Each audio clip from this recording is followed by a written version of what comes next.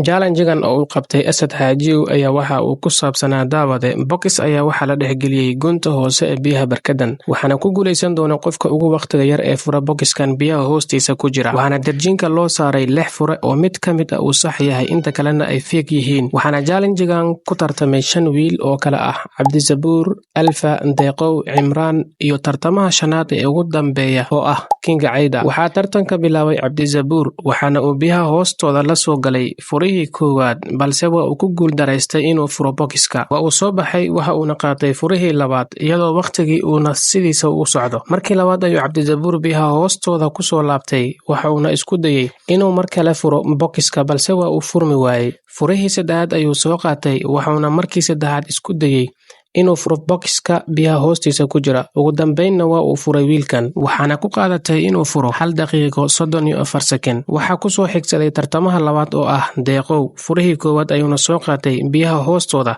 ayuuna la soo galay si uu boxkan ugu furo balse daawade waa uu ku guul dareystay inuu furo furihii labaad ayuu soo qaatay waxa uuna mar kale la yimid biyaha hoostooda si uu boxkan u furo waa uuna u furmay waxaana ku qaadatay inuu furo 52 second kadibna Asad Xaajiw waxa uu u wacay tartamihii saddexaad oo ahaa Deeqow si uu asna markiisa u tartamo Deeqowna waxa uu soo qaatay furihii koowaad waxauna la yimid biyaha hoostooda si uu boxkan u furo balse nasiib daro waa uu furmi waayay daawade mar kale ayuuna soo baxay waxa uuna qaatay furihii labaad biyaha hoostooda ayuuna la yimid si uu mar kale ugu tijaabiyo furahan cusub ee uu soo qaatay nasiib wanaag waa uu furmay boxka waxaana ku qaadatay inuu furo 53 second kadibna Asad Xaajiw waxa uu u wacay tartamaha afraad oo ahaa Cimraan si uu afna tookadiisa u tartamo Cimraanna waxa uu soo qaatay furihii koowaad waxaana la soo aaday biyaha hoostooda si uu boxkan dhaqso ugu furo balse daawada nasiib wanaag furihii koowaad ayuu ku furmay boxkii waxaana ku qaadatay inuu furo 12 second oo kaliya waxaana biyaha soo galay qofkii ugu dambeeyay oo kamid ahaa tartamayaasha gamekan waana Kinga Cayda isagana waxa uu qaatay furihii koowaad